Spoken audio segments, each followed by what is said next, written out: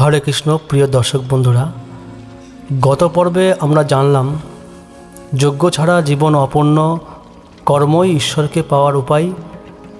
আর যিনি এই যজ্ঞচক্রে থাকেন না, তিনি নিজেকেই ধ্বংস করেন।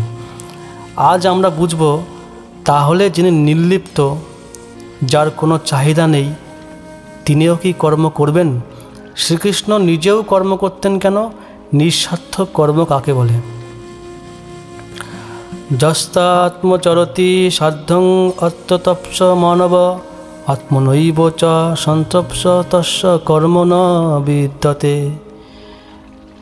যে ব্যক্তি নিজের মধ্যেই সন্তুষ্ট, নিজের মধ্যেই পরিতৃপ্ত এবং নিজের স্বার্থেই একাত্ম, তার জন্য কোনো কর্ম করার কোনো প্রয়োজন থাকে না।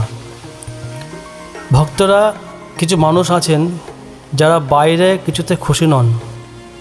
তারা না টাকার জন্য বাঁচেন, না নামের জন্য, না প্রশংসার জন্য।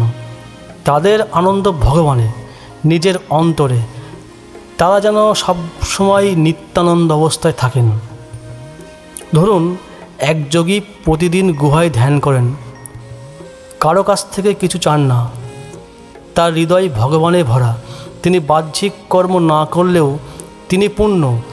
তবে এই অবস্থায় পৌঁছানো সাধারণ মানুষের পক্ষে সহজ নয়। তাই গীতা আমাদের জন্য বলছে, কর্ম করো, কৃষ্ণকে উৎসর্গ করে কর্ম করো। নৈব তস্য কৃতেনার্থ না কৃতেন ন কশ্চন ন চাস্য সর্বভূতেষু কর্জিতর্থ ব্যপস্যয়। যে ব্যক্তি না কিছু করেও কিছু হারায় না, না কিছু না করেও কিছু পায় না, তার জীবনে কারো উপরে নির্ভরতা নেই। এই অবস্থায় পৌঁছানো মানে একেবারে ভগবত ভাবপূর্ণ জীবন, পুরোপুরি ভগবানের উপর আশ্রিত হওয়া, পুরোপুরি ভগবানের উপর ডিপেন্ডেড হওয়া। কিন্তু আমরা সেই অবস্থায় এখন নেই। আমরা এখনও ইচ্ছা, প্রশংসা, লাভ এই সব কিছুতেই ডুবে আছি। তাই কৃষ্ণ আমাদেরকে বললেন, কর্ম করো, কিন্তু আসক্তি ছাড়া করো। করো ঈশ্বরকে মনে রেখে কর্ম করো। তস্মাদসক্ত সততং কর্ম সমাচর আসক্ত হচরণ কর্ম পরমাপ্তরি পরশ।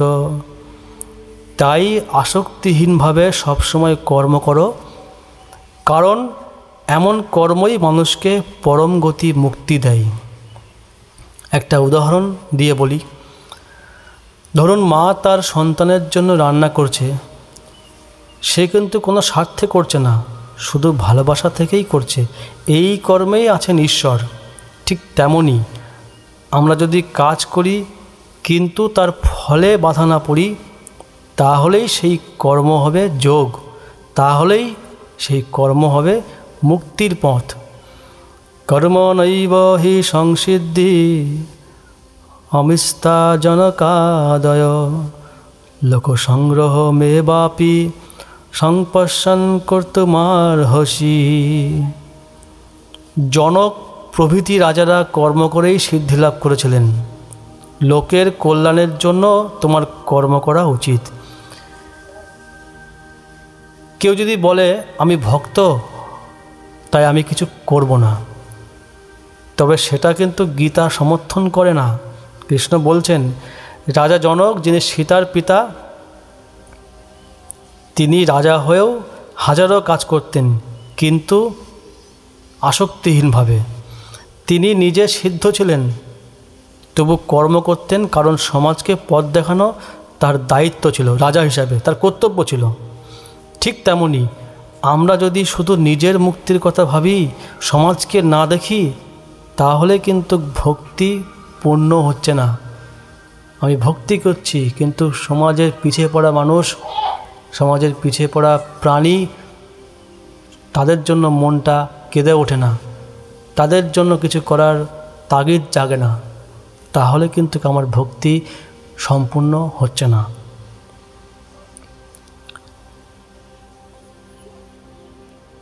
তাই এই শ্লোক থেকে আমরা শিখলাম, যিনি নিজের অন্তরে পরিপূর্ণ, তার কর্ম প্রয়োজন নেই। কিন্তু আমরা সেই স্তরে নেই, তাই আমাদের কর্ম করতে হবে। তবে আসক্তিহীন কর্ম, ঈশ্বরকে উৎসর্গ করা কর্ম এবং সমাজ কল্যাণময় কর্ম করতে হবে। জনক প্রভৃতি মহানরা কর্ম করেই সিদ্ধি লাভ করেছিলেন। তাই প্রতিটি কর্মে মনে রাখা উচিত, আমি এই কাজ করছি কৃষ্ণ তোমার জন্য, আমি এই সংসার চালাচ্ছি লোকের কল্যাণের জন্য, ভগবানের সন্তুষ্টির জন্য।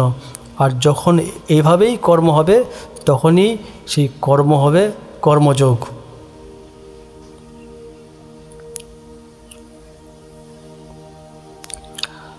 যদ যদা চরতি শ্রেষ্ঠস্তত্ত্ব দেবেতর জন সযৎ প্রমাণং কুরুতে লোকস্তৎ অনুবর্ততে।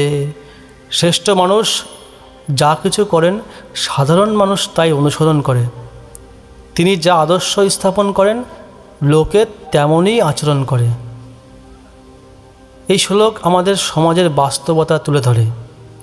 ছোটরা বড়দের দেখে শেখে, কর্মঠ পিতাকে দেখে তার সন্তান দায়িত্ব শেখে, ভক্ত মায়ের কাছে সন্তান কৃষ্ণ ভাব শেখে। ভগবান নিজে যদি বলেন আমি কিছু করি না, আমি মুক্ত, তাহলে সাধারণ মানুষ বলবে আমরা কেন করব? তাই কৃষ্ণ নিজে কর্ম করেন যেন তার দ্বারা সমাজ অনুপ্রাণিত হয়। ন মে পার্থাস্তি কর্তব্যং তিষু লোকেষু কিঞ্চন নানব্যাপ্তম অপ্রাপ্তম বর্তৈব চ কর্মণি। হে পার্থ, তিন জগতে আমার কোনো কর্তব্য নেই, আমার কিছু প্রাপ্ত করারও নেই এবং অপ্রাপ্ত কিছু নেই, তবুও আমি কর্ম করি। ভগবান সব কিছুতেই পরিপূর্ণ, তিনি স্বয়ং পরমেশ্বর, তার কিছু প্রয়োজন নেই, তবুও তিনি কর্ম করেন। কেন জানেন? কারণ তিনি চান আমরা শিখি, আমরা যেন অলস না হই, আমরা যেন না ভাবি ভক্তি মানেই কিছু না করা। কৃষ্ণ কর্ম করেন যাতে আমরা বুঝি ভক্তি মানে কর্ম ছাড়া নয়, বরং কর্মের ভেতর ভগবানকে স্মরণ করা। যদি হয়ং ন বর্তয়ং জাতু কর্মত অতিঞ্জত মম বর্তান্তু বর্তন্তে মনুষা পার্থ সর্বশ। হে পার্থ, আমি যদি কর্মে মনোযোগী না হই তাহলে মানুষ আমার পথ অনুসরণ করবে না। ভগবান জানেন মানুষ তাকেই অনুসরণ করবে। যদি কৃষ্ণ বলেন আমি কিছু করব না, তাহলে মানুষও অলস হবে, সমাজ ধ্বংস হবে। তাই তিনি করেন গীতার উপদেশ, রথ চালানো, রাজনীতি, গোপাল লীলা, এই সকল কর্ম ঈশ্বর নিজে কর্মের আদর্শ। এই সকল কর্ম করেন তাকে দেখে যেন আমরা অনুপ্রাণিত হই, তাকে দেখে যেন আমরা শিখতে পারি। উৎসিদেয়ুরিমে লোকান কুর্যাং কর্ম চেদহম শঙ্করস্য চ কর্তাসং উপনহমিমা প্রজা। আমি যদি কর্ম না করি তাহলে এই লোকেরা ধ্বংস হয়ে যাবে, সমাজে বিশৃঙ্খলা ছড়িয়ে পড়বে, সমস্ত প্রজাগণ ধ্বংস হবে। ভক্তেরা, এই শ্লোক যেন একটা সতর্কতা। যদি নেতৃত্ব ভুল দেয়, যদি গুরু কর্ম ত্যাগ করে, যদি শ্রেষ্ঠজন অলস হয়, তবে সমাজ পথ হারাবে। ভগবান চান না কেউ ধ্বংস হোক, তাই তিনি কর্ম করে শিক্ষা দেন দায়িত্ব কিভাবে পালন করতে হয়, ভালোবাসা আর কর্তব্য কিভাবে একসাথে চলতে পারে। এই শ্লোক থেকে আমরা শিখলাম শ্রেষ্ঠজনের কর্মই সমাজের আদর্শ। তাই কৃষ্ণ নিজেও কর্ম করেন, যদিও তার কিছু প্রয়োজন নেই, তবুও তিনি কর্ম করেন আমাদের শেখানোর জন্য। ভগবান কর্ম করেন যেন আমরা অলস না হই, ভক্তি এবং কর্ম একসাথে চলি। তাই মনে রাখুন, আপনি যদি পিতা হন, আপনার সন্তান আপনাকে অনুসরণ করছে, আপনি যদি ভক্ত হন, সমাজ আপনাকে অনুসরণ করছে। তাই কিছু দৃষ্টান্তমূলক সমাজের কল্যাণে কিছু কর্ম করা উচিত, যেটা ভগবান স্বয়ং কৃষ্ণও চান, যেটা শ্রীমদ্ ভগবদ্ গীতায় কৃষ্ণ বলছেন। সমাজের জ্ঞানী মানুষ সমাজের পিছিয়ে পড়া মানুষদেরকে এগিয়ে নিয়ে যাওয়ার জন্য কিছু অনুপ্রেরণামূলক দৃষ্টান্তমূলক কর্ম স্থাপন করবেন।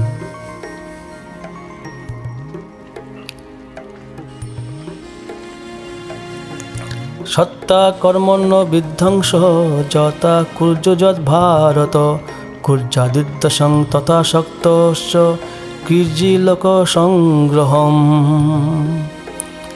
হে ভারত, যেভাবে অজ্ঞ ব্যক্তিরা কর্মে আসক্ত হয়ে কাজ করে, জ্ঞানীজন তেমনভাবেই কাজ করুক, তবে আসক্তি ছাড়াই সমাজের কল্যাণের জন্য করুক। সহজ একটা উদাহরণ দিয়ে বলি, একজন কৃষক মাটিতে লেগে আছে, সে ভাবে এই ফসল আমার জীবন। আর অন্যদিকে একজন ভক্ত কৃষক, সেও একই কাজ করছে, কিন্তু সে ভাবে এই ফসল কৃষ্ণের প্রসাদ, আমি সেবা করছি। দুইজনেই কিন্তু একই কাজ করছে, কিন্তু মনোভাবের পার্থক্য। একজন আসক্ত আর একজন ঈশ্বরমুখী, ঈশ্বরের উপর নির্ভরশীল।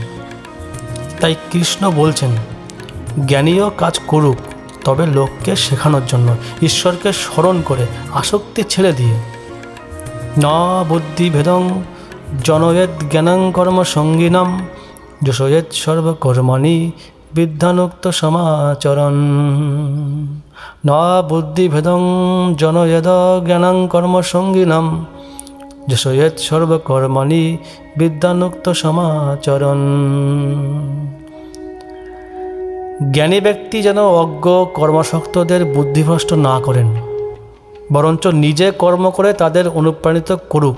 কিন্তু বর্তমান সমাজে এর ঠিক বিপরীত হচ্ছে।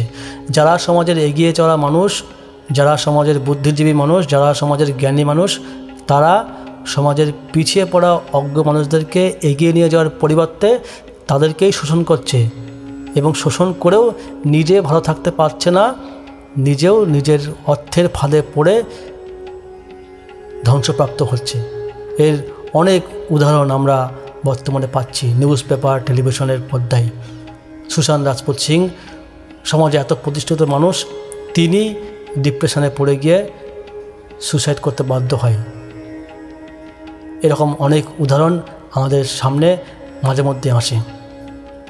কিন্তু ভগবান কৃষ্ণ চান সমাজের জ্ঞানী ব্যক্তি মানুষ নিজে মুক্ত হবেন এবং সমাজের অজ্ঞ পিছিয়ে পড়া মানুষদেরকে মুক্ত করার জন্য, সমাজের এগিয়ে নিয়ে চলার জন্য কিছু দৃষ্টান্তমূলক, কিছু অনুপ্রেরণামূলক কর্ম করবেন। এটাই ভগবানের ইচ্ছা, গীতাতেই তিনি ব্যক্ত করেছেন। এই শ্লোক আমাদেরকে শেখায়, ভক্তি কখনো অহংকার নয়। আমি জ্ঞানী, তুমি অজ্ঞ, এভাবে কাউকে ছোট করা গীতার পথ নয়। বরঞ্চ তুমি যেমন করছো তাতে আমি তোমাকে সাহায্য করি, উদাহরণ দিই, এটাই কৃষ্ণের শিক্ষা। ধরুন, একজন মা তার ছোট ছেলেকে কখনো বলে না তুই এটা পারিস না, তুই এটা মূর্খ, তুই এটা হতভাগা, তোর দ্বারা কিছু হবে না, এরকম কিন্তু বলে না। বরঞ্চ সে তার সমস্ত ভুল সূর্যে দিয়ে তার ভুল সঠিক করতে শেখায়, কীভাবে পড়তে হয়, কীভাবে খেতে হয়, কীভাবে হাঁটতে হয়, কীভাবে প্রণাম করতে হয়। সকল জিনিস মা তার সন্তানকে নিঃস্বার্থভাবে শেখায়। ঠিক তেমনই সমাজের জ্ঞানী মানুষরা সমাজের পিছিয়ে পড়া অজ্ঞ মানুষদেরকে এভাবেই শিক্ষা দেবে, এভাবেই অনুপ্রেরণা দেবে, এটাই হওয়া উচিত। প্রকৃতে ক্রিয়মাণানি গুণৈ কর্মাণি সর্বশ অহংকার বিমূঢ়াত্মা কর্তা মহতি মন্যতে। সকল কর্ম প্রকৃতির গুণেই সম্পূর্ণ হয়, কিন্তু মূঢ় ব্যক্তি অহংকার ভাবে আমি করছি এবং আমিই কর্তা। একজন লোক বলছিল, আমি এত কাজ করি, আমি খুব চালাক, আমি সংসার, আমি খুব পরিশ্রমী, আমি আমি আমি আমি বড় কিছু করেছি। তখন এক জ্ঞানী বললেন, তুমি কি বাতাস তৈরি করো? তুমি কি বৃষ্টি আনো? তুমি কি তোমার হৃৎপিণ্ড চালাও? না, সব কিছু প্রকৃতি করছে, তুমি শুধু অংশগ্রহণ করছো। কৃষ্ণ বলছেন, যিনি ভাবে আমি কর্তা, তিনি প্রকৃতির গুণে মোহগ্রস্ত, বিভ্রান্ত। ভক্ত কিভাবে জানেন? ভক্ত ভাবেন আমি কিছু করি না, কৃষ্ণ করাচ্ছেন, আমি কেবল মাধ্যম মাত্র। তত্ত্ববিত্তু মহাবাহ গুণকর্ম বিভাগয় গুণাগুণেষু বর্তন্ত ইতি মন্তা ন সজ্জতে। হে মহাবাহ অর্জুন, যে তত্ত্ব জানে, গুণই গুণে যুক্ত হয়ে কাজ করছে, সে কখনো আসক্ত হয় না। অর্থাৎ জ্ঞানী জানেন রজ তম সত্য এই তিন গুণই কাজ করাচ্ছে, কর্ম চলছে গুণ দ্বারা গুণে, আমি কেবল সাক্ষী, আমি কর্তা নই। যেমন পুতুল নাচে, কিন্তু নাচাচ্ছে তো অন্য কেউ, ভগবানও আমাদের এই জড়া প্রকৃতির মাধ্যমে চালাচ্ছেন, আমরা তার ইচ্ছায় নাচি। ভক্তভাবে কৃষ্ণ আমি তোমার যন্ত্র, আমাকে যেভাবে চালাও আমি তেমনই চলব, শুধু তুমি থেকো আমার হৃদয়ে। আজকের আলোচনায় আমরা বুঝলাম অজ্ঞরা যেমন আসক্ত হয়ে কর্ম করে, জ্ঞানীরাও তেমন কর্ম করে, তবে নিঃস্বার্থভাবে। জ্ঞানীরা কাউকে ছোট না করে নিজে উদাহরণ দিয়ে কর্ম করে। কর্ম প্রকৃতির গুণেই হয়, আমি কর্তা এই ভাবনা মায়ার ফাঁদ। সত্যিকারের জ্ঞানী জানেন গুণই গুণে যুক্ত হয়ে কাজ করে, তিনি আসক্ত হন না। তাই প্রিয় ভক্তরা, কর্ম করুন, কিন্তু আমি করছি এই ভাব ছেড়ে দিয়ে। ভাবুন এই কর্ম কৃষ্ণ করাচ্ছেন, আমি কেবল সেবক মাত্র, আমি কেবল মাধ্যম মাত্র। এতে আপনার কর্ম হবে ভক্তিযুক্ত কর্মযোগ কর্ম, যা মুক্তির পথ প্রশস্ত করবে।